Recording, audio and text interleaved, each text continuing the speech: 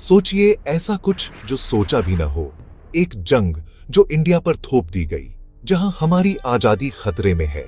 Power की सबसे ऊंची जगहों पर ऑर्डर दिया जाता है, तूफान ले आओ। ये कोई कहानी नहीं है, ये असली कैपेबिलिटी के बारे में है कि जंग के पहले घंटे में इंडिया कैसे जवाब देगा। गोल्ड, शॉक, डर और बहुत ज्यादा फोर्स, ताकि दुश्मन को रोका जा सके और उनकी हिम्मत तोड़ दी जाए। इंडिया का जवाब सिस्टम्स का एक सिम्फनी है।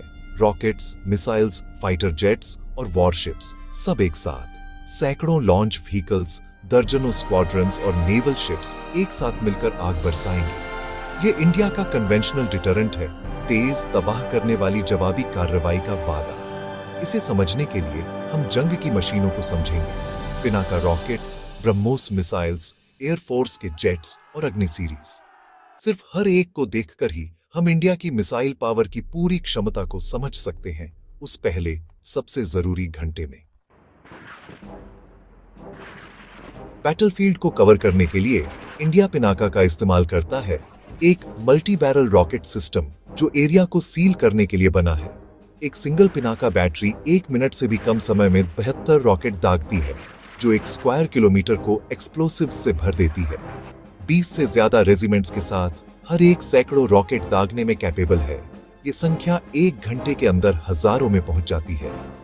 पिनाका के वेरिएंट्स 60 किलोमीटर तक पहुंचते हैं और नए गाइडेड वर्जन्स प्रेसिजन बढ़ाते हैं। लोडर व्हीकल्स तेजी से रीलोड करने में हेल्प करते हैं, जिससे 1 घंटे में कई बार रॉकेट दागे जा सकते हैं। पहले घंटे में पिनाका रेजिमेंट्स लगातार रॉकेट्स दागेंगी, दुश्मन की फ्रंट लाइंस को दबा देंगी और बैटलफील्ड को एक बंजर जमीन में बदल देंगी। इसका साइकोलॉजिकल इम्पैक्ट बहुत ज्यादा है। तूफान से कहीं छिपने की जगह नहीं। जबकि दूसरे सिस्टम हाई वैल्यू टारगेट्स का शिकार करते हैं, पिनाका टैक्टिकल लड़ाई पर हावी रहता है। इसकी दहाड़ ग्राउंड वॉर की ब्रूटल शुरुआत का संकेत है।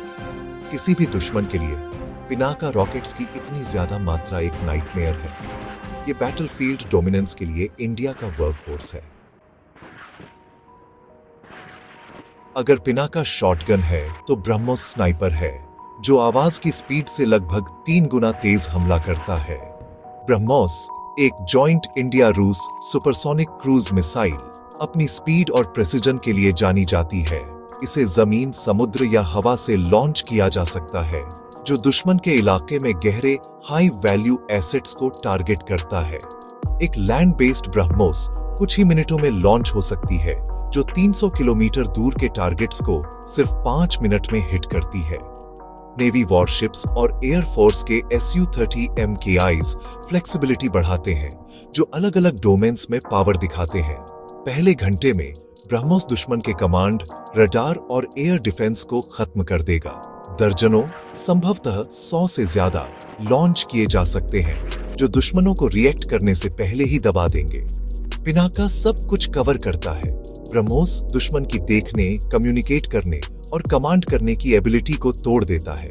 हर मिसाइल एक सिल्वर बुलेट है, जो दूसरी तरफ कैओस और कंफ्यूजन सुनिश्चित करती है। सुपरसोनिक स्पीड बचाव का कोई समय नहीं देती, सिर्फ destruction. Indian air force flexibility और पहुंच लाती है, जिसमें Su-30 MKI जैसे फाइटर्स उड़ने वाले मिसाइल प्लेटफॉर्म के रूप में काम करते हैं।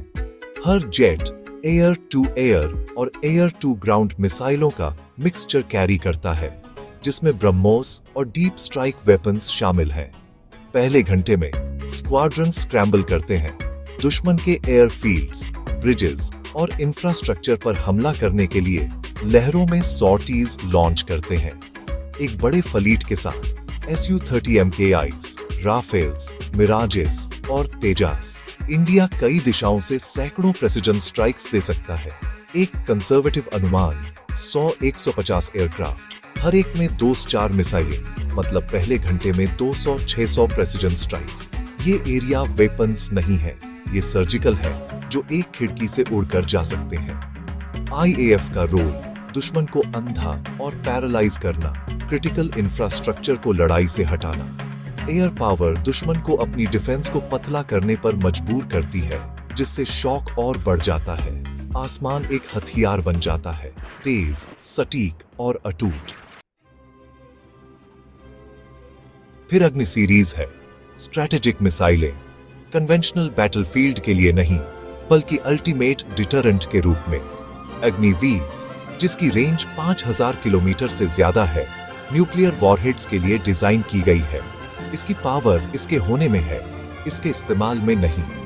इंडिया की नो फर्स्ट यूज पॉलिसी का मतलब है कि ये मिसाइलें तब तक शांत रहती हैं जब तक न्यूक्लियर जवाबी कार्रवाई की जरूरत न हो। उनकी मौजूदगी कॉन्फ्लिक्ट को शेप देती है, एस्केलेशन पर एक लिमिट लगाती है और यह सुनिश्चित करती है कि कन्वेंशनल फोर्सेस डिसाइसिवली काम कर सके। एक कन्वेंशनल जंग के पहले घंटे में अग्नि मिसाइलें लॉन्च नहीं की जाएंगी डिजाइन के हिसाब से। पहले घंटे में कितनी अग्नि मिसाइलें का असली जवाब है 0, लेकिन उनकी शांत धमकी अल्टीमेट बैकस्टॉप है जो न्यूक्लियर एस्केलेशन के किसी भी विचार को रोकती है। तो क्या है टैली? पिनाका 2000-4000 रॉकेट, ब्रह्मोस 50-150 मिसाइलें, एयरफोर्स 200-600 प्रेसिजन स्ट्राइक्स। ये पहले घंटे में 2250-4750 प्रोजेक्टाइल्स हैं। फोर्स का एक स्टैगरिंग डिस्प्ले। ये कैपेबिलिटी आक्रामकता के लिए नहीं है बल्कि इतनी ज्यादा कीमत लगाने के लिए है कि जंग शुरू होने से पहले ही रुक जाए। इंडिया की मिसाइल स्ट्रेंथ शांति का एक फॉर्मिडेबल मीन्स।